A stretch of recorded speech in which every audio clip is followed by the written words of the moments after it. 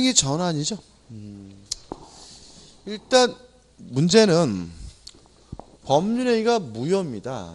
근데 무효인데 이 무효인 법률행위가 공교롭게도 다른 법률 요건을 구비하고 있다면 유효한 타 법률행위, 다른 법률행위로 뒤바뀌는 것을 무효행위의 전환이라고 합니다. 교재 의의 나와 있고요. 넘겨보시면 전환의 요건이 나오는데 특별한 건 없어요.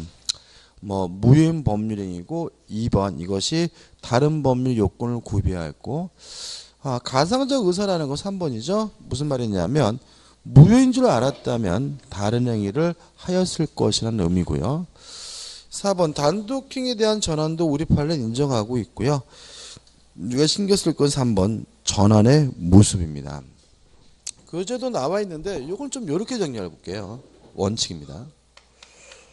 원칙. 무효인 법률행위가 특별한 방식이나 형식을 요구하는 요식행위든 아니면 아무런 방식이나 형식이 요구되지 않는 불요식행위든 이것이 다른 곳으로 전환되면은 불요식행위로 전환되는 것이 원칙입니다. 다만 불가능한 게 있어요. 안 되는 게 있는데 뭐냐 하면 무효인 불요식행위가 유효한 요식행위로 전환되는 것은 뭐 할 수 없냐면 존재할 수 없다. 불가능합니다. 예를 들어 볼게요. 어음을 발행하는 것은 요식행위죠. 그죠? 왜냐하면 어음은 특별한 양식이 용지에다 작성해야 돼요.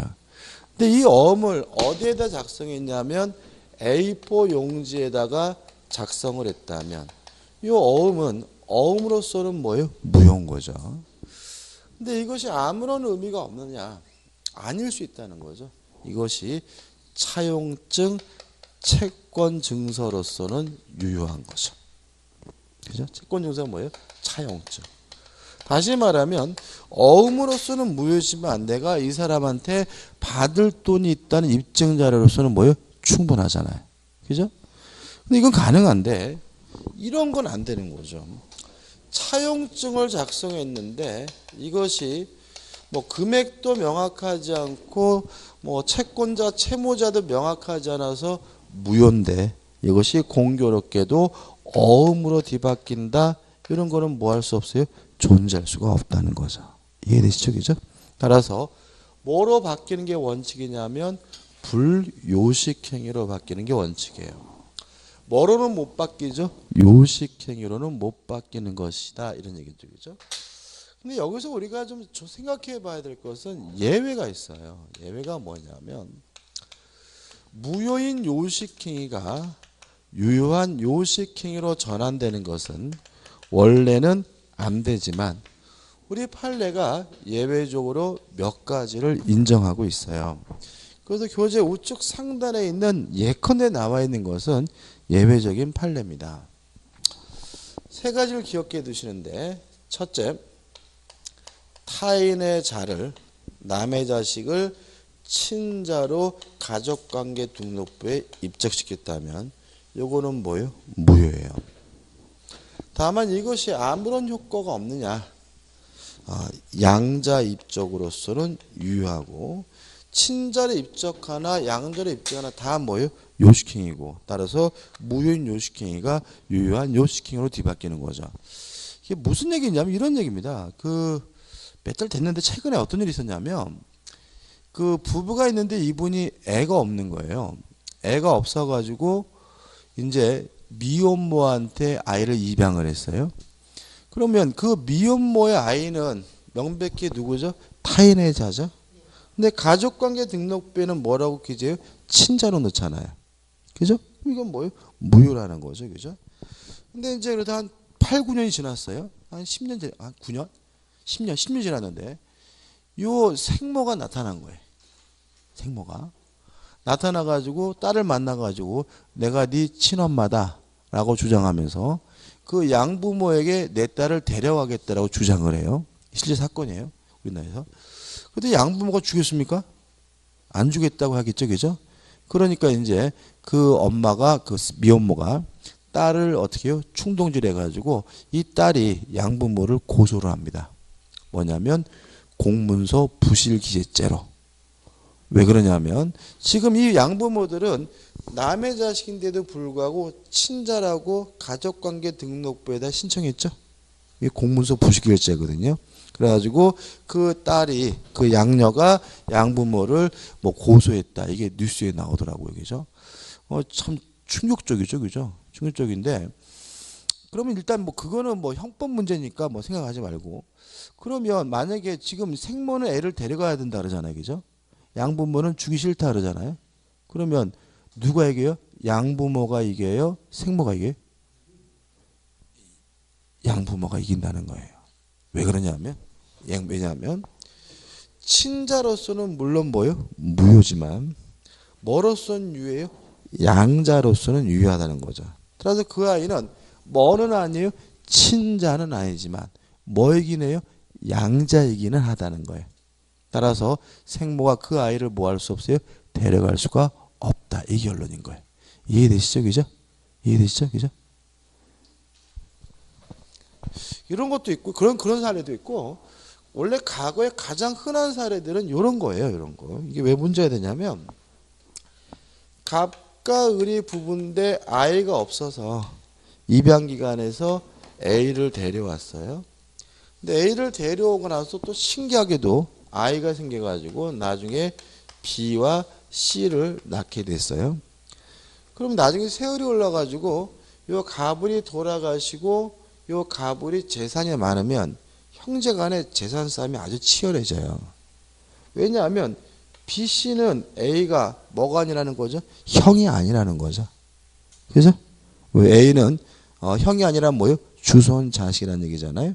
그러면 지금 B, C가 뭐라 그러는 거예요?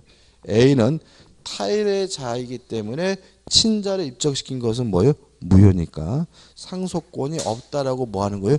주장한 거죠. 요것에 대해서 A는 뭐는 아니에요? 친자는 아니지만 뭐이긴 해요? 양자이기는 하다는 거죠. 그러면 A에게 상속권이 있다는 얘기 없다는 얘기?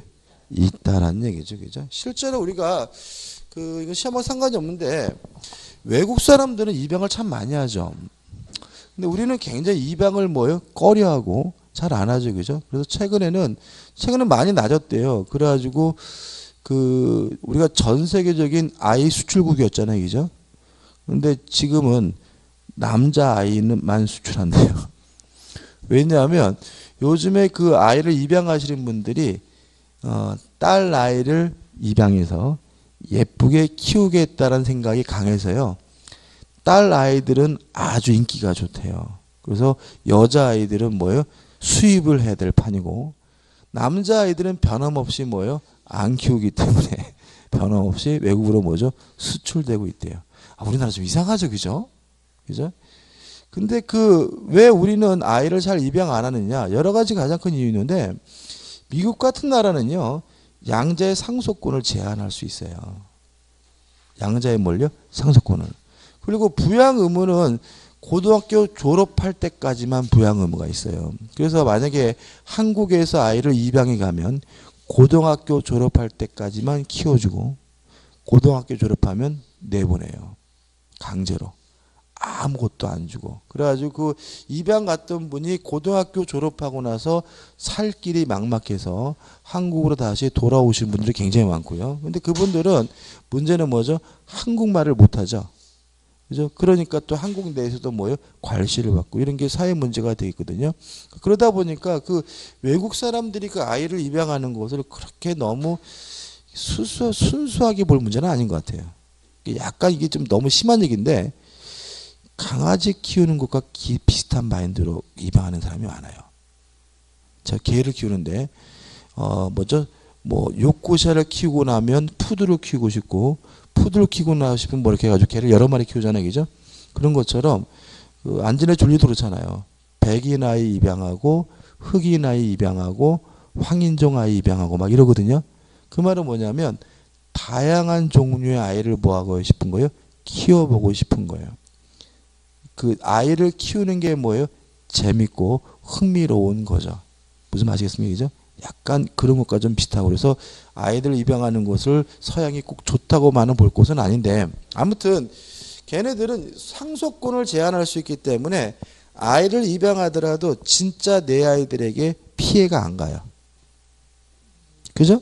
근데 우리나라 같은 제도의 경우에는 그 양자에게도 뭐가 인정이 돼요? 상속권이 인정이 되고 박탈할 수가 없기 때문에 아이를 입양하게 되면 결과적으로 누가 피해를 보게 돼요? 내 자식들이 피해를 보게 돼요. 그렇기 때문에 우리나라 제도는 그 아이를 입양하는 데 있어서 부분만 생각할 문제가 아니라 누구까지? 자식까지 생각할 문제이기 때문에 쉽게 결정하지를 못하는 경향이 있습니다. 기억해 두시고 그 다음에 두 번째로는 혼인 외의 출생자입니다. 혼인 외의 출생자를 친자로 입적시키면 무효예요. 근데 이것이 아무런 의미가 없느냐? 인지로서는 유효합니다. 뭐로서는요? 인지로서는. 그러니까 혼인의 출생자가 뭔지 아시죠? 우리나라 우리나라의 전통 용어로 하면 서자. 뭐죠? 흔히 쓰는 말은 바람 피우는 자식. 이걸 우리가 혼인의 출생자라고 합니다. 이런 얘기죠. 갑과 을이 부부인데 갑을 사이에 애가 없는 것도 아닌데 요 갑이 세컨드를 둔 거죠. 병 사이에 A를 낳으면 요 A는 뭐가 되는 거죠? 혼인의 출생자가 되고요. 보통 이런 일이 벌어지게 되면 가족관계 등록부에다가 갑을 사이에 낳은 자식으로 뭐요? 입적을 시키는 거죠. 다시 말하면 혼인의 출생자를 뭐로 입적시키는 거예요? 친자로 입적시키는 거죠. 근데 문제는 이 아이는 결코 갑을 사이에 낳은 자식은 아니기 때문에 혼인의 출생자를 친자로 입적시키는 건 뭐예요? 무효예요. 그러면 이 A는 아무것도 아니냐? 그게 아니라 뭐 한 거라는 거죠? 갑이 A를 인지했다는 거죠. 인지라는 말은 뭐냐면 자신의 자식임을 인정하는 행위를 우리가 인지라고 합니다. 그래서 나중에 이것도 항상 뭐가 문제가 돼요? 재산권 문제가 생기는 거죠. 그죠? 본주 자식 때 상속 못 시켜준다 그러는 거죠. 그 문제에 대해서 우리 판례는 갑이 회장님이 뭐 한 거예요? 인지한 것이니까 갑과 A 사이에는 뭐가 있어요? 부자 관계가 있으므로 A에게 뭐가 인정이 돼요? 상속권이 인정된다는 취지인 거죠. 그죠? 재밌는 거는 그 인지는 자기 자식 인정하는 거잖아요. 근데 재밌는 건 뭐냐면 우리 민법이 엄마와 아들, 엄마와 딸의 관계는 자동으로 발생해요. 그러니까 인지하지 않아도 모자 관계, 모녀 관계가 발생하는데 부자 관계와 부녀 관계가 발생하려면 반드시 아버지가 뭘 해야 되냐면 인지를 해야 돼요. 내 자식임을 인정해야 부자 관계, 부녀 관계가 발생해요. 난 안 했는데 언제 하냐면 출생신고할 때 하시는 거예요. 출생신고할 때 남자들이 뭐 하는 거죠? 인지를 하게 되는 거고요. 그럼 왜 자동으로 발생시키지 않고 부자관계, 부녀관계는 인지를 해야 발생시키느냐? 이유는 간단하죠. 자신의 배우자가 낳았다고 해서 꼭 자기 자식이란 보장은 없는 거죠. 법적으로는. 그죠? 그렇기 때문에 뭘 필요로 합니까? 인지를 필요하도록 하고 있죠. 이게 재미있는 말씀드린 건데 영국에서요. 영국의 나라 좀 특이해요. 그 아이들의 DNA를 검사를 했어요. 진짜 그 부부의 자식이 맞는지. 그랬더니 32%가 남의 자식이었어요. 그러니까 영국 남자들은 와이프가 난 자식을 자기 자식이라고 굳게 믿고 뭐요? 키우고 있는데 DNA 조사를 해봤더니 한 32%가 뭐요? 남의 자식이었다는 것이 영국에서 밝혀졌더라고요. 그죠? 충격적이죠. 그죠? 그죠? 와, 놀랍죠. 그죠?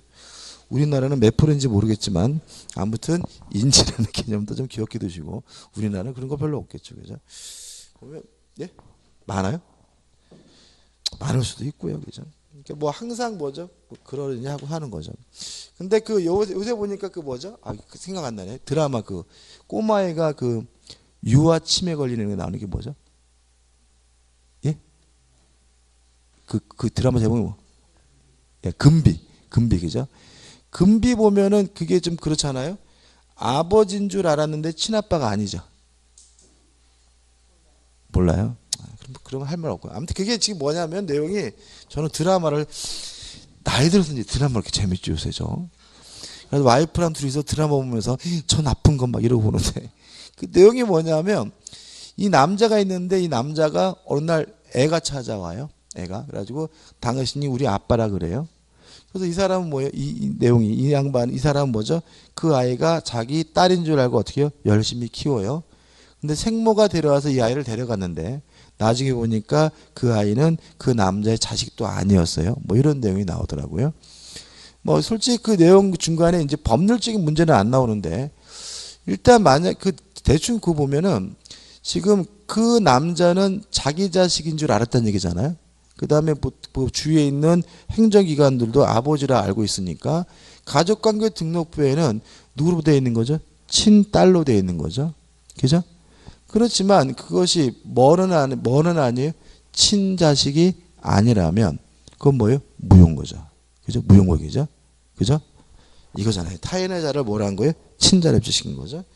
근데 이것이 완전히 무의가 아닐 수도 있다는 거죠. 만약에 그 남자가 이 아이를 내가 뭐 하겠다고요? 입양하겠다. 내가 어떻게요? 양녀로 삼겠다라는 의사를 표시하게 되면 그 아이는 친자는 아니지만 뭐로서는 유효하는 거예요? 양자로서는 유효할 수 있다. 이런 얘기예요. 그래서 제가 드라마 보면서도 그런 생각이 들더라 이 말이죠. 그렇죠? 드라마 보면서 법적 문제가 안 보이시나요? 그 다음에 세 번째. 자, 비밀 증서에 의한 유언이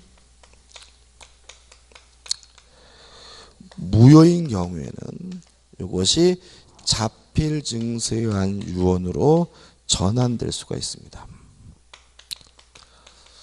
증서에 의한 유언으로 전환될 수가 있는데 이런 일이 벌어지는 이유는요. 비밀 증서에 의한 유언은 증인이 필요하고요. 2인 이상입니다. 자필 증서에 의한 유언은 증인이 필요가 없기 때문에 이런 일이 벌어질 수가 있어요. 증인님. 자, 비밀 증서에 의한 유언은 뭐냐면요. 유언장의 내용을 비밀로 한다는 얘기잖아요. 그죠? 그래서 우리가 영화 같은 거 보면 어떻습니까? 회장님이 유언장을 작성하고 금고 속에 넣어놓죠? 뭐 변호사한테 맡기죠? 그리고 그 가족들에게는 그 내용을 뭐로 해요? 비밀로 하는 거잖아요. 그럼 언제 밝힙니까? 그 회장님이 돌아가시면 변호사가 나타나가지고 가족들 불러놓고 읽어주잖아요. 이게 뭐예요? 비밀 증서한 유언인데 이 비밀 증서한 유언이 유효하려면 증인 2명 이상이 서명 날인해야 돼요. 근데 문제는 유언장을 읽어봤더니 유언장의 내용에 개똥이에게 20억을 준다라고 유언이 되어 있는데 증인이 개똥이면 그 유언장은 무효예요. 왜냐하면 유언장의 내용과 증인이 뭐가 있으면 안 되냐면 이해관계가 있으면 안 돼요. 왜 그런지 아시겠죠? 만약에 그게 가능하다면 힘들어 하실 때 뭐죠? 겁박해가지고 자기 앞으로 뭘 주라고 쓰고 뭐죠? 지가 증인 쓰면 되잖아요. 그죠? 그것을 방지하기 위해서 증인은 반드시 유언장의 내용과 뭐가 있으면 안 돼요? 이해관계가 있으면 안 되거든요. 그러나 그러한 유언은 비밀 증서에 한 유언으로서는 뭐가 되는 거죠? 무효인 거예요. 근데 가만 보니까 그것이 워드로 작성한 것이 아니라 자필로 작성한 것이라면 비밀 증서한 유언으로서는 무효지만 뭐로서는 유효한 거죠? 자필 증서한 유언으로는 유효한 거예요. 왜냐하면 자필로 썼다면 뭐가 필요 없냐면 증인이 필요가 없기 때문에요. 까지입니다. 자, 다 했는데 여기서 우리가 좀 생각해 볼 것은 요 세 가지가 모두 친자니 양자니 인지니 유언이니 다 뭐죠? 가족법상 행위죠. 그죠? 따라 돌입하라는 가족법상 행위에 대해서도 무효행의 전환을 인정한다는 얘기입니다. 아주 잘 나오고요. 그 다음에 유언은 다 아시다시피 상대방 없는 단독행위죠. 그 말은 우리 판례는 상대방 없는 단독행위에 대해서 무효행의 전환을 뭐 한다는 얘기죠? 인정한다는 얘기죠. 실제로 이 가족법 내용이기 때문에 요 세 가지를 구체적으로 물어보는 문제는 안 내요. 근데 이걸 뭉뚱그려서 우리 판례는 가족법상 행위에 대해서도 무엇을 인정합니까? 무효행위 전환을 인정한다는 점. 또 유언과 같은 상대방 없는 단독 행위에 대해서도 뭘 인정합니까? 무효행위의 전환을 인정한다는 것이 우리 판례 입장임을 주의하시기 바랍니다. 자, 근데 우측에 4번제에서 이제 뭐가 나오죠? 무효행위의 추인이 나와요. 자, 한번 생각해 보죠. 무효라는 건요, 아무런 효과가 없는 거죠. 추인은 뭐죠? 추후에, 나중에 인정한다는 얘기죠. 그러면 합쳐보자고요. 자, 무효는 아무런 효과가 없고 추인은 나중에 뭐예요? 인정한다는 얘기니까 우측에 중간에 법조문 있죠? 139조 법조문 보시면 무효인 법률행위는 추인하에도 그 효력이 생기지 아니한다. 이해되시나요? 자, 보세요. 무효는 아무런 효과가 없는 거잖아요. 그러니까 나중에 시간이 지난다 하더라도 뭐 할 건덕지가 없는 거예요? 인정할 건덕지가 없는 거죠. 그렇지 않습니까? 따라서 인정할 건덕지가 없는 거니까 법조인이 뭐라고 해놨어요? 무효인 법률행위는 추인하에도 그 효력이 생기지 아니한다라고 해놓은 거죠. 왜요? 인정할 건덕지가 없는 거니까요. 그러면 무효인 행위를 추인하면 아무런 의미가 없는 거냐? 그건 아니라는 거죠. 계속 보시면 그러나 당사자가 그 무효임을 알고 추인한 때에는 뭐로 봅니까? 새로운 법률행위로 봅니다. 자, 이게 무슨 말이냐? 자, 이런 얘기입니다. 예를 들어 가지고 갑과 을이 만나 가지고 통정어휘 표시 가장 매매를 하고요. 가장 매매를 원인으로 갑일에게 이전 등기를 해줬어요. 물론 통정어휘 표시는 뭐예요? 무효잖아요. 그죠? 그죠? 시간이 흘렀어요. 시간이 흘러서 갑이 야 추인하자 라고 하고 을도 좋다 추인하자 라고 했다 그래서 요 무효인 것이 뭐로 바뀌는 건 아니에요? 유효로 바뀌는 건 아니라는 거죠. 왜냐하면 시간이 지나도 뭐 할 건덕지가 없는 거예요? 인정할 건덕지가 없는 거니까요. 그럼 이걸 어떻게 볼 것이냐? 이거는 갑과 을이 요 시점에서 새롭게 매매 계약을 다시 체결한 것으로 보겠다는 거죠. 이해되시죠? 그죠? 그럼 여기서 생각해 볼 게 있어요. 그러면 요 매매는 여전히 뭐예요? 무효고 을 앞에 이루어진 등기도 여전히 뭐예요? 무효인데 갑과 을이 새롭게 다시 뭐 한 거예요? 매매 계약을 체결한 것으로 해석이 된다면 을의 등기를 말소한 후에 다시 새로운 매매를 원인으로 이전 등기 받아야 비로소 을은 소유권을 취득한다라는 의미가 되겠죠. 너무나 번거롭죠. 그래서 우리 판례는 새로운 법률행위가 되고 소급하지는 않지만 당사자 간의 특약으로 요 추인의 효과를 소급시키는 것은 가능하다라고 판시하고 있어요. 그럼 이렇게 되는 거죠. 무효인 법률행위를 추인하면 새롭게 법률행위를 다시 한 것으로 본다. 뭐가 없는 거죠? 소급효가 없는 거죠. 다만 당사자 간의 특약으로 뭐 하는 것은 가능해요? 소급시키는 것은 가능하다. 이게 뭐죠? 결론이에요. 그래서 우리 교재 보시면 요건이 나와 있는데 1. 무효임을 알고 추인해야 되고요. 2. 당사자가 무효 원인이 소멸한 후에 추인하여야 되고요. 넘기셔서 3. 무효인 법률행위가 새로운 법률행위로서 요건을 구비하였어야 됩니다. 3번 효력. 새로운 법률행위가 되기 때문에 뭐하지 않습니까? 소급하지 않지만 다만 당사자 간의 특약으로 뭐 할 수 있습니까? 소급효를 인정할 수 있다는 내용이 나와 있는데 판례도 나와 있지만 판례보다 더 중요한 게 있어요. 이게 이제 139조의 내용이고 교재의 내용인데 요거만 가지고는 문제를 풀 수가 없어요. 따로 정리할 게 있는데 무효인 행위의 추인에 대해서 반드시 정리해야 될 것이 뭐냐면요. 첫째, 불가능한 경우. 반사회적 법률에 의해서 무효인 경우에는 뭐 할 수 없냐면 추인할 수 없어요. 두 번째, 불공정한 법률행위로서 무효인 경우에도 뭐 할 수 없냐면 추인할 수 없고요. 세 번째, 강행법규 위반의 경우에도 뭐 할 수 없냐면 추인할 수 없어요.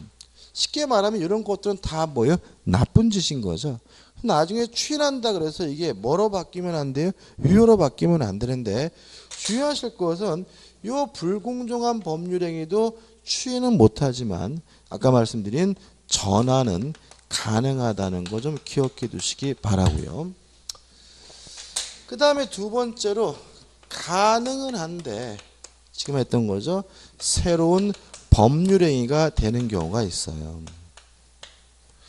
새로운 법률행위가 된다는 말은 결국은 그 효과 각오로 소급하지 않는다는 말인데, 다만 주의하실 것은 당사자 간의 특약으로 뭐 하는 것이 가능하다고요? 소급시키는 것이 가능하죠. 이걸 공부한 거잖아요. 그죠? 근데 이게 의외로 많지 않아요. 세 가지입니다. 첫째, 진위 아닌 의사표시, 비진위 표시로서 무효인 경우고요. 지금 말씀드린 것처럼 통정어의 표시로서 무효인 경우. 하나 더 한다면 의사무능력죄 법률행위죠. 요 세 가지는 무효인데 추인할 수 있고, 추인하게 되면 뭐가 돼요? 새로운 법률행위가 됩니다. 마지막으로 가능하고요. 소급해서 처음으로 돌아가서 유효가 되는 경우가 있는데, 이거는 하나죠. 무권대리행위죠. 무권대리행위는 본인의 입장에서는 뭐예요? 무효지만 본인이 뭐 하면요? 추인하면 무권대리시로 소급해서 뭐가 돼요? 유효가 되죠. 이렇게 불가능한 경우, 가능한 경우, 가능하지만 소급적 유효한 경우 세 가지로 나눠서 정리하셔야 문제를 풀 수가 있습니다. 정리하는 의미에서 기본 예제를 풀어보도록 하죠. 법률행위의 무효에 관한 설명으로 옳지 않은 것은 1번 작년도 문제죠. 법률행위의 일부분이 무효인 때에는 원칙적으로 그 전부가 무효이다. 맞죠? 2번 무효인 법률행위는 그 법률행위가 성립한 때로부터 효력이 발생하지 않는다. 맞나요? 맞죠? 무효가 뭐예요? 성립은 했지만 효과가 없는 게 뭐예요? 무효니까요. 3번 매매 목적이 된 권리가 타인에게 속한 경우에는 특별한 사정이 없는 한 매매 계약은 무효이다. X예요. 이게 매년 나오는 질문인데요. 그러니까 무효면요, 이행할 필요가 없고 이행하지 않아도 책임질 필요가 없는 거죠. 무효면. 근데 지 것도 아닌 남의 물건을 팔겠다라고 했다면 당연히 뭘 져야 돼요? 책임을 져야죠. 따라서 타인 소유물의 매매는 무효가 아니라 뭐예요? 유효한 거예요. 이해되시나요? 남의 물건을 팔아먹으면 안 되는 거죠. 그죠? 그렇지만 남의 물건을 팔아먹겠다라고 했다면 당연히 뭐는 져야 돼요? 책임은 져야 되는데, 모든 책임은 무엇을 전제로 하냐면 유효함을 전제로 하기 때문에 우리 판례는 타인 소유물의 매매는 무효가 아니라 뭐죠? 유효라는 게 판례 입장이죠. 3번이 답이죠. 4번 불공정한 법률행위로서 무효인 경우 추인에 의하여 유효로 될 수 없다. 맞죠? 그죠? 불공정한 법률행위는 뭐 할 수 없습니까? 추인할 수가 없죠. 5번 무효인 법률행위에 따른 법률 효과를 침해하는 것처럼 보이는 위법행위가 있더라도 다시 한번 자 모든 책임은 무엇을 전제로 한다고요? 유효함을 전제로 해요. 그죠? 무효면 뭣도 없는 거예요? 책임도 없는 거예요. 그죠? 따라서 다시 한번 무효인 법률행위에 따른 법률 효과를 침해하는 것처럼 보이는 위법행위가 있더라도 그 법률 효과에 침해에 따른 손해배상을 청구할 수 없다는 지문은 뭐죠? 맞는 지문이에요. 왜요? 모든 책임은 무엇을 전제로 합니까? 유효함을 전제로 하죠. 이 문제도 굉장히 작년에 많이 틀리셨어요. 보시면 3번이 답이라는 걸 아세요. 공부하신 분들은. 그런데도 불구하고 5번을 찍으신 분이 굉장히 많았기 때문에 항상 머리에 잊지 마세요. 그죠? 책임은 무엇을 전제로 합니까? 유효함을 전제로 하죠. 그죠? 그래서 이게 지금 이게 작년도 문제잖아요. 그죠? 그래서 아마 지금 생각은 이걸 한번 보고 나서 두 번째 볼 때는 프린트로 올해 시험 문제 있죠, 그죠? 올해 시험 문제를 나눠드리고 기본 예제를 이제 올해 시험 문제를 풀어볼 거예요, 그죠? 자, 어떻게 취소입니다. 취소 의의가 뭔가요? 일단은 유효하지만 취소하게 되면 소급적으로 무효가 되는 게 뭐예요? 취소죠. 구별 개념입니다. 철회가 나옵니다. 철회는 뭔가요? 효과가 발생하기 전에 효과 발생을 막는 거죠. 그죠? 그럼 이렇게 된 거죠. 효과가 발생하기 전에는 철회하고 효과가 발생된 후에는 뭘 할 수 있는 거예요? 취소할 수 있는 거죠. 왜요? 취소란 일단 유효한 것을 소급적으로 어떻게 해요? 무효화시키는 거니까요. 2번 해제와의 차이점은 대단히 중요한데 이거는 계약법 할 때 할 거예요. 그 다음에 넘겨보시면 해제와의 차이점도 계약법에서 할 거고요. 그 다음에 취소의 종류해가지고 협의 취소와 강의 취소가 나오는데 특별한 건 없고요. 여기서 그 3번 해가지고 재판상 취소가 나오잖아요. 이게 무슨 말이냐면 재판을 통해서만 할 수 있는 취소인데 교재 예가 나와 있는데 요 예는 의미가 없고 뒤에 또 나오기 때문에 앞에 안 써놨는데 재판상 취소 옆에다가 화살을 빼찍해가지고 채권자 취소권 이거 하나 좀 메모 좀 해두세요. 재판상 취소 옆에다 뭐라고요? 채권자 취소권. 채권자 취소권 기억나시나요? 채무자의 재산 도피 행위를 우리가 사해행위라고 하고 이러한 사해행위는 채권자 일방적으로 취소할 수 있는데 이걸 우리가 뭐죠? 채권자 취소권이라고 하는데요. 얘만 재판을 통해서 해야 돼요. 다시 말하면 취소는 말로 하든 문서로 하든 어떤 방법이든 상관이 없고요. 꼭 재판을 통해서 해야 되는 것은 아니에요. 그렇지만 채권자 취소권만은 무엇을 통해서요? 재판을 통해서 해야 된다는 거 꼭 기억해 두시기 바랍니다. 3번 취소권에서 1번 취소권자가 나오죠. 좀 생각을 해보죠. 아까 우리가 무효를 공부하면서 무효를 주장할 수 있는 사람은 따로 안 배웠죠. 그죠? 왜냐하면 무효는 아무나 주장할 수 있는 거예요.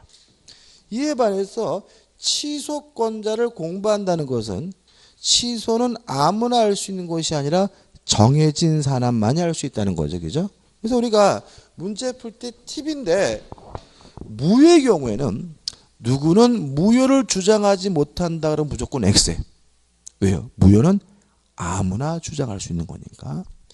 이에 반해서 취소는 아무나 취소할 수 있는 것이 아니라 특별히 정해져 있는 사람만이 할 수 있는데 그 사람이 누구라고요? 취소권자. 누구냐? 우측에 1. 제한 능력자도 뭐 할 수 있어요? 취소할 수 있다. 많이 했죠, 그죠? 이 사고에 의한 의사표시자, 사기, 강박에 의한 의사표시자 뭐 할 수 있습니까? 취소할 수 있고요. 3. 이들의 대리인도 뭐 할 수 있어요? 취소할 수 있죠. 근데 항상 조심할 것이 뭐예요? 임의 대리인은 취소에 관한 수권이 없는 한 뭐 하지 못해요? 취소하지 못한다. 기억나시죠? 왜요? 임의 대리는 시킨 일 하면 임무를 완수하면 대리권이 뭐가 돼요? 소멸되기 때문에요. 4. 승계인도 취소할 수 있습니다. 따라서 상속인과 같은 포괄 승계인도 또 매수인과 같은 특정 승계인도 뭐예요? 취소할 수 있어요. 자, 그럼 여기서 또 조심할 것은 누가 취소할 수 있느냐? 취소권자를 물어보는 문제도 아주 잘 내는데 취소권자가 총 4명이라는 것, 4가지라는 것은 한 명이 아니라는 얘기죠. 그죠? 취소권자가 뭐예요? 4가지 종류가 있다는 것은 취소권자가 뭘 수 있다는 얘기예요? 여러 명일 수 있다는 얘기예요.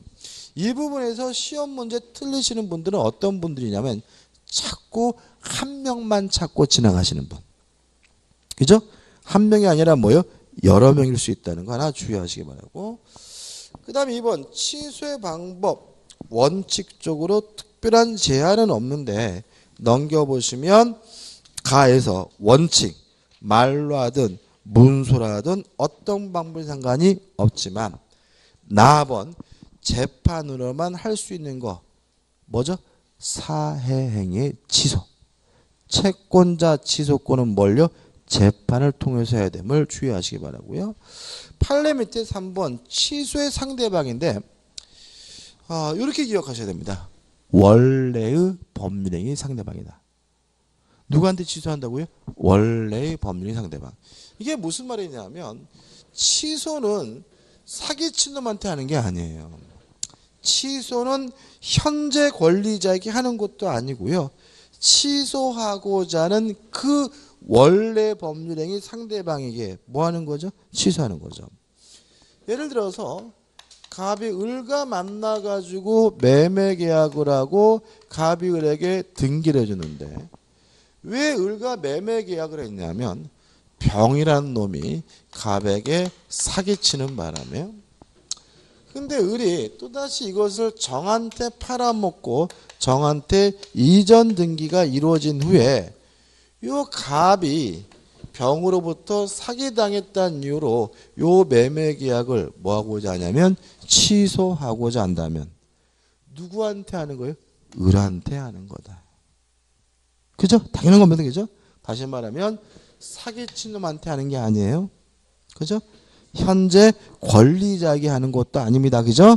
다시 말하면 취소하고자 하는 그 법률행위 원래의 상대방에게 취소하는 것임을 주의하시기 바랍니다. 우측에 3번 취소 효과에서 1번 취소를 하게 되면 소급적으로 뭐가 돼요? 무효가 되고 따라서 이행한 것이 있다. 무효가 되고 주의하실 것은 하단에 3번에서 취소 효과의 절대성과 뭐가 나오냐면 상대성이 나오는데 제3자를 보호하지 않는 취소는 하나요. 제한 능력을 유일한 취소입니다. 다시 말하면 사기, 강박, 착오에 의한 의사표의 취소는 누구를 보호하죠? 선의 제3자를 보호하고요. 취소 경우에는 뭐만 제3자를 전혀 보호하지 않습니까? 제한 능력을 이유로 취소한 경우에만 제3자를 전혀 보호하지 않음을 주의하시기 바라고요. 4번 이행한 것이 있다면 부당이득으로서 반환을 해줘야 되는데 하단에 무능력자의 반환법이 제한 능력자는 전부를 반환하는 것이 아니라 어느 범위 내에서요?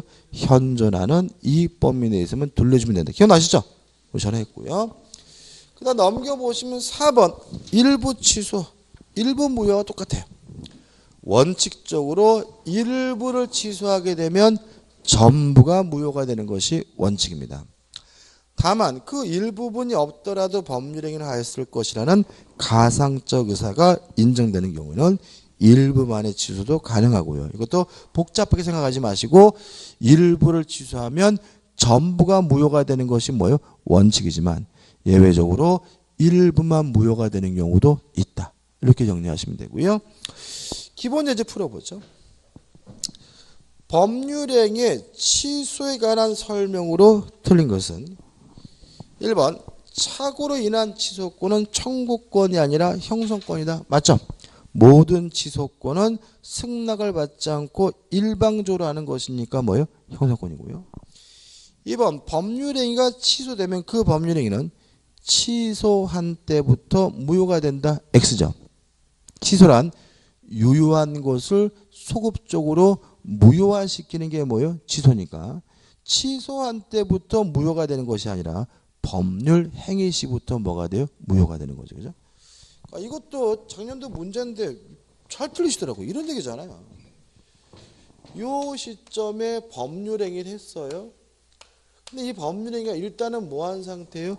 유효한 상태인데 취소권자가 취소를 하게 되면 처음으로 돌아가서 무효가 되는 게 뭐예요? 취소잖아요. 그러면 소급해서 무효가 된다는 말은 취소한 때부터 무효가 된다는 말이 아니라 언제로 법률행위 시로 소급해서 무효가 된다는 얘기니까 취소한 때부터 무효가 된다는 지문은 뭐죠? X가 되겠죠. 그래서 이것도 뭘 노리는 거냐면 그냥 지나치는 거. 그러니까 소급적으로 무효가 된다. 모르지는 않잖아요. 그죠? 근데도 이거를 뭐죠? 생각해 보지 않으면 엉뚱하게 틀릴 수 있으니까 조심하시기 바라고. 3번은 좀 이따 봐야 될 것 같고요. 4번. 취소할 수 있는 법률행위의 상대방이 확정되어 있는 경우 그 취소는 상대방에 대한 의사 표시로 해야 한다. 당연히 뭐죠? 맞는 질문이고. 5번. 하나의 법률행위가 가분적이거나 그 목적물 일부가 특정될 수 있고 그 나머지 부분을 유지하려는 당사자의 가정적 의사가 인정되는 경우 그 일부만의 취소도 가능하다는 질문은 물론 뭐죠? 맞는 질문이겠죠. 자, 이제 우측에 이제 법률행위에 취소할 수 있는 법률에 뭐가 나오죠? 추인이 나옵니다. 일단 취소할 수 있는 법률행위를 추인하게 되면 더 이상 취소할 수 없고요. 따라서 취소할 수 있는 법률행위 추인은 취소권의 포기가 되는데 문제는 중간에 보신 1번 추인권자가 나오죠. 누가 추인할 수 있느냐? 일단은 취소권자가 추인할 수 있어요. 그러면 결국은 제한 능력자도 추인할 수 있고 사기당한 사람, 강박을 당한 사람, 착오를 일으킨 사람도 뭐 할 수 있어요? 추인할 수 있다는 뜻인데 항상 조심할 건 2번이죠. 취소 원인이 종료한 후에 해야 돼요. 그래서 제한 능력자라면 능력자가 된 후에야 비로소 뭐 할 수 있어요? 추인할 수 있어요. 이렇게 되는 거죠. 미성년자다 그러면 미성년자는 미성년인 상태에서 뭘 할 수 있어요? 취소는 할 수 있지만 추인은 성년자가 된 후에야 비로소 뭐 할 수 있어요? 추인할 수 있다. 왜냐하면 취소권자가 추인을 하기 위해서는 언제 해야 됩니까? 원인이 종료된 후에 해야 되죠. 사기, 강박, 착오도 마찬가지겠죠. 자, 이런 의미입니다. 제가 지금 사기당했거든요. 그래서 아직 똥인지 된장인지 구별을 못해요. 그냥 할렐루야 믿고 있는 상태예요. 이런 상태에서 추인하겠다고 하는 것은 의미가 없다는 거죠. 사기 상태에서 벗어난 후 아이고 내가 사기당했구나 라는 사실을 알면서 비로소 추인해야지만 의미가 있다는 거죠. 이런 말씀 드리면 이런 분이 있더라고요. 어떤 바보가 사기당한 줄 알면서 취소하지 않고 추인합니까? 우리는 살면서 취소를 많이 하세요? 추인을 많이 하세요? 사기당해서 한번 취소해 본 적 있으세요?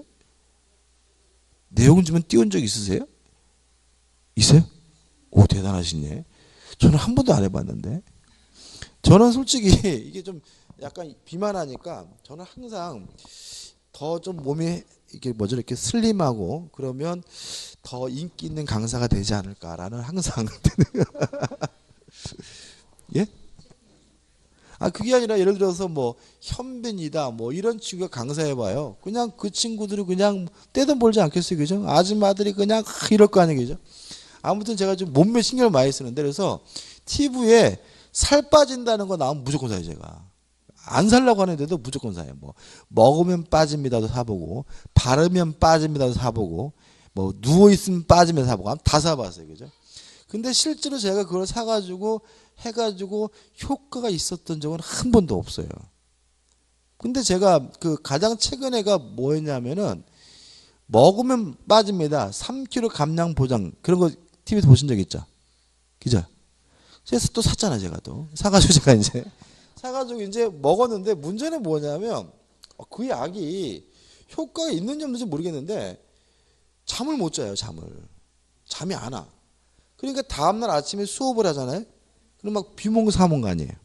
그러니까 그러면 이게 뭐냐면 막 몸이 안 좋고 그러니까 제가 자꾸 뭘 보냐면 시계를 봐. 수업 듣는 사람이 시계 보는 게 아니라 뭐예요? 수업하는 사람이 자꾸 시계 보면서 아이씨 이렇게 안 끝나 막 이런 생각을 가지고 있으면 이게 되겠어요, 그죠? 그래서 제가 한 보름 먹다가 이러다가 잘리겠다 싶어서 제가 약을 중단했어요. 효과도 하나도 없었어요. 그러면 제가 뭐예요? 사기당했고 사기 상태에서 뭐예요? 벗어난 거죠. 그럼 저는 뭘 해야 돼요? 취소를 해야 되는데 사기당했다는 이유로 취소하는 사람은 그렇게 많지는 않아요. 일반적으로 어떻게 해요? 이 그저 새끼들 잘 먹고 잘 살아라 이렇게 많은 경우가 많죠. 이게 뭐예요? 추인이라는 거죠. 다시 말하면 취소할 수 있는 법률은 추인하려면 언제 해야 됩니까? 원인이 종료된 후. 미성년자는 성년자가 된 후에 해야 되고요. 사기, 강박, 착오에 의한 의사표시는 그 상태에서 벗어난 후에 해야 의미가 있고요. 3번 취소할 수 있는 법령인 줄 알면서 해야 되고요. 4번 누구한테요? 상대방에 대해서 해야 됩니다. 넘겨보시면 6가입니다. 더 이상 취소할 수 없죠. 따라서 이제는 유동적 유효가 아니라 뭐가 되냐면 확정적 유효가 되고요. 2번 수인의 취소권자가 있는 경우 이렇게 나와 있는데, 자, 이런 무슨 말이냐면 취소권자 여러 명이에요. 그 중에 한 사람이라도 추인하면 더 이상 모두 다 뭐 하지 못해요? 취소하지 못한다. 이런 뜻이에요. 자, 보세요. 갑이 을과 만나가지고 매매 계약을 했는데 갑이 미성년자고요. 요 병이라는 뭐가 있냐면 친권자가 있어요. 그러면 미성년자 뭐 할 수 있어요? 취소할 수 있고, 친권자 법정 대리인도 뭐 할 수 있어요? 취소할 수 있는데, 친권자가 뭘 했냐면 추인을 했어요. 그러면 미성년자도 더 이상 뭐 하지 못하는 거예요? 취소하지 못한다. 다시 말하면 취소권자가 여러 명인 경우에는 누구나 한 사람만 추인하면 더 이상 뭐 하지 못해요? 취소할 수가 없다는 의미니까 좀 생각해 보시기 바라고요. 그 다음 5번 법정 추인입니다. 이 법정 추인은 묵시적 추인을 말해요. 다시 말하면 추인이란 의사표시를 꼭 명시적으로 해야 되는 것은 아니고 뭘 해도요? 묵시적으로 해도 상관이 없다는 거죠. 그러면 뭘까요? 이런 겁니다. 제가 사기당했어요. 사기 상태에서 뭐예요? 벗어났어요. 그러면 저는 뭘 해야 돼요? 취소를 해야 되는데 별말 없이 돈을 줘요. 다시 말하면 이행을 하면 상대방은 어떤 뜻으로 받아들이겠어요? 요놈 취소하지 않겠다는 뜻으로 받아들이겠죠. 따라서 이행을 하게 되면 뭐가 돼요? 추인이고, 이게 뭐예요? 법정 추인이에요. 이해되시죠? 그죠? 이해 안 되세요? 다시 한번. 자, 사기당했습니다. 사기당한 줄 제가 알게 됐어요. 그럼 저는 뭐 할 수 있어요? 취소할 수 있는 상태인데 별말 없이 뭐예요? 돈을 줘요. 그러면 상대방은 어떻게 생각하겠어요? 요 바보 같은 놈 취소 안 하겠구나 라고 받아들인다는 거예요. 따라서 이행을 하게 되면 뭐가 되는 거예요? 추인이 되는 거예요. 그 다음에 또 하나, 자, 취소를 하게 되면 소급해서 무효가 되니까 부당이득으로 반환해야죠. 그죠? 취소를 하면 뭐예요? 소급해서 뭐가 돼요? 무효가 되니까 이행한 것은 부당이득으로 반환해야 되잖아요. 그죠? 그럼 생각해 보자고요. 제가 사기당한 줄 알면서 사기 상태에서 벗어난 후 그걸 단대 팔아먹어요. 그러면 사기친 놈이 저를 보면서 어떤 생각을 하겠어요? 아, 저놈 취소할 마음이 없구나. 왜요? 취소하면 그 물건은 뭐 알려줘야 돼요? 돌려줘야 되는데 안 돌려주고 어떻게 해요? 판다는 것은 뭐 하지 않겠다는 거죠? 취소하지 않겠다는 거죠. 따라서 이행과 권리를 양도하는 것이 뭐인 거예요? 추인이고, 여기서 특별히 뭐라 그러냐면 법정 추인이라고 하는 거예요. 묵시 추인입니다. 그래서 교재 보시면 잠깐 보시면 총 6가지 사유가 있잖아요. 이 6가지 사유가 따지고 보면 몇 가지밖에 안 돼요? 2가지밖에 안 돼요. 이행과 권리의 양도가 뭐라고요? 법정 추인이다. 볼까요? 법정 볼게요. 1. 전부나 일부의 이행. 이행이죠? 2. 이행을 청구하는 것도 넓은 의미에서 이행이에요. 경계도 이행입니다. 경계 뭐라고요? 계약의 종류를 바꿔서 하는 이행. 경계도 뭐예요? 이행이죠.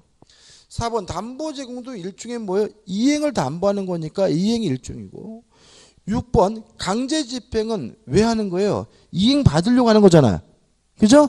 이것도 뭐예요? 이행이죠. 5번 취소할 수 있는 행위로 취득한 권리의 전부나 일부 양도. 권리를 양도하는 거죠. 근데 이 6가지를 줄이면 결국 뭐가 된다고요? 이행과 권리를 양도하는 것이 뭐예요? 법정 추인인 거예요. 근데 시험 문제는요, 더 쉽게 풀 수가 있어요.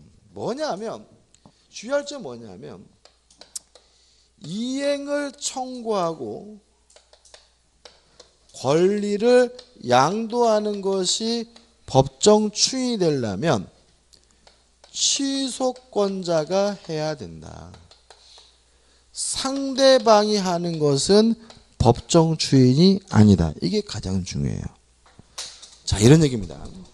사기당한 제가 이행을 청구하는 것은 취소하지 않겠다는 뜻이니까 법정 주인이겠지만, 사기친 놈이 저한테 이행을 청구하는 것은 뭐가 아니에요? 주인이 아닌 거죠. 사기당한 제가 권리를 양도하는 것은 뭐예요? 주인이겠지만, 사기친 놈이 저한테 뺏은 물건을 팔아먹는 건 뭐가 아니에요? 주인이 아닌 거죠. 이해되시죠? 그죠? 따라서 이행을 청구하거나 권리를 양도했다는 사이로 주인이 되려면 누가 해야 된다고요? 취소권자가 해야 된다. 상대방이 이행을 청구하고 권리를 양도하는 것은 뭐가 아닙니까? 주인이 아니다. 끝입니다. 그죠? 요건에서 주의하시는 1번. 이것도 언제 해야 됩니까? 원인이 종료된 후에 해야 되고요. 우측에 하단에 보시면 이해 유보가 없어야 되고, 3번 효력은 더 이상 뭐 하지 못합니까? 취소하지 못합니다. 넘겨보시면 기본 예제가 나오죠. 여기서 시험은 잘 나와요. 볼게요. 갑은 자신의 X 부동산을 2억 원에 매도하는 계약을 체결한 후 그 계약이 을의 기망행위로 이루어진 것을 알면서도 다음 사유대에 이의 보류하지 않았다. 갑이 매매 계약을 취소할 수 있는 경우는, 그러면 취소권은 누구예요? 갑. 상대방은 누구예요? 을이죠. 그죠? 그러면 취소할 수 있는 경우라는 것은 주인이 아닌 걸 찾으라는 얘기잖아요. 그럼 뭘 찾으면 돼요? 상대방이 이행을 청구한 거, 상대방이 권리를 양도한 거, 그게 있는지를 찾으면 되겠죠. 1번. 갑이 을로부터 이행의 청구를 받았대요. 누가 이행 청구한 거예요? 을이. 상대방이 한 거죠? 답은 그래서 뭐예요? 1번인 거죠. 무슨 말 아시겠어요? 그죠? 이게 헷갈려요. 이게 막 문맥이 막 헷갈리기 때문에 정확하게 기억하시는 거죠. 다시 말하면 이행을 청구했다, 권리를 양도했다는 이유로 추인이 되려면 누가 해야 됩니까? 취소권자가 해야 되고, 상대방이 이행을 청구하고 상대방이 권리를 양도하는 건 뭐가 아닙니까? 주인이 아니다. 끝이죠. 그 다음에 취소권의 소멸이 나오는데, 이것도 시험에 잘 나오는데 두 가지 기간이 있어요. 146조. 취소권은 추인할 수 있는 날로부터 3년. 추인을 언제 할 수 있죠? 원인이 종료된 데겠죠. 그죠? 따라서 추인할 수 있는 날, 원인이 종료된 날로부터 뭐죠? 3년 내에 해야 되고요. 또 법률행위 한 날로부터 몇 년이요? 10년입니다. 그러니까 두 가지 기간이 있고요. 두 가지 기간 중 어느 하나라도 지나게 되면 더 이상 뭐 할 수 없어요? 취소할 수가 없다. 이렇게 되는 거죠. 그죠? 예를 들어 가지고 17살 먹은 아이가, 미성년자가 뭐 했어요? 매매 계약을 했어요. 그럼 얘는 몇 살의 성년자가 되는 거예요? 19살이죠. 그죠? 19살이죠. 2년이 지나면 뭐가 돼요? 성년자가 되니까 얘는 실제로는 몇 년 동안 취소할 수 있는 거예요? 5년 동안 취소할 수 있는 거죠. 왜냐하면 추인할 수 있는 날로부터 뭐예요? 3년이니까 2년이 지나면 뭐가 돼요? 성년자가 된다. 요때부터 몇 년 뺄게요? 3년 뺄게 더 못하죠. 그러면 합치면 뭐예요? 5년인 거죠. 그죠? 그래서 실제로는 법률행위 한 날로부터 10년이지만 실제로는 추인할 수 있는 날로부터 뭐죠? 3년이면 둘 중에 어느 하나라도 지나게 되면 더 이상 뭐 하지 못해요? 취소하지 못한다. 그 다음 우리 다음 주 하겠지만 요 기간은 소멸시효가 아니라 뭐죠? 제척기간이라는 것도 결론만 좀 기억해 두시기 바랍니다. 오늘 여기까지 하죠. 여기까지 하고 다음 주에 이제 법률행위의 부관으로 들어가도록 하겠습니다. 자, 오늘 수고 많으셨습니다. 감사합니다.